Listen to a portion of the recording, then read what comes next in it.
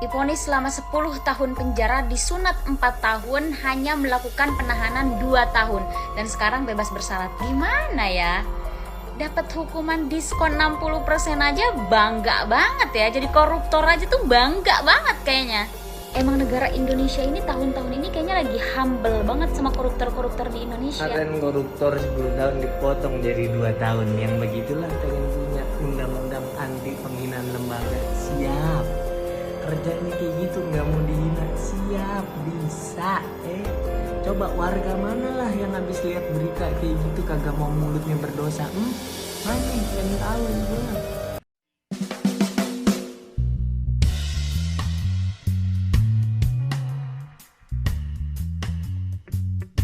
Wait, yang mana nih?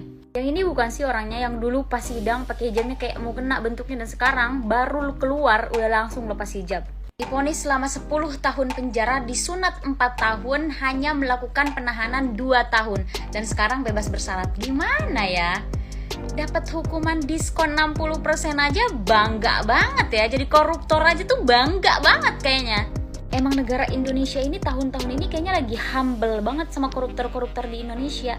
Yang divonis, vonisannya hukumannya dipotong, disunat. Yang belum divonis kabur sampai sekarang gak berhasil ditangkap. Uang korupsinya gak dibalikin ke negara. Terus yang selalu dijadiin beban negara siapa?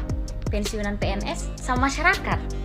Koruptor nggak pernah tuh dibilang bahwa mereka itu beban negara, nggak pernah. Jadi udah paham ya sekarang, kalau nggak mau disebut sebagai beban negara, jangan ambil subsidi BBM.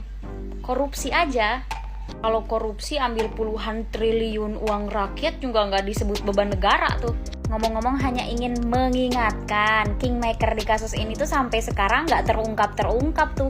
Yang case terkait keterlibatan kingmaker pada kasusnya Joko Chandra yang melibatkan Pinangki ini ditutup sama KPK. Dari sini sudah paham lah ya, kalau sekarang negara Indonesia ini lagi ramah lingkungan sama koruptor, tapi seret sama masyarakatnya sendiri. Berita kemarin koruptor 10 tahun dipotong jadi 2 tahun. Yang begitulah pengen punya undang-undang anti penghinaan lembaga. Siap. Kerjanya kayak gitu, nggak mau dihina. Siap, bisa.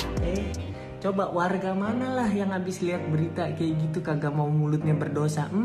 Mana pengen tahu gua. Mungkin yang kemarin jadi tersangka tuh jaksa tuh perpanjangan tangan dari warga ke penjahat. Warga nggak bisa langsung hukum penjahat, harus lewat jaksa. Jadi penjahat dianya, udah gitu dihukum yang enggak jahat. Yang kayak gitulah nggak mau dihina. Siap. Lagian di sini kadang suka kebalik, hukuman yang harusnya 10 tahun lama dicepetin, giliran birokrasi yang harusnya cepet dilamain. Agak ketuker memang. Tapi menurut gue ini tuh langkah peduli dari pemerintah atau negara terhadap kita warganya, khususnya untuk masalah akhirat.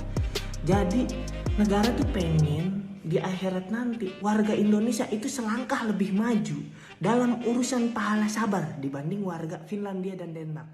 Terima kasih.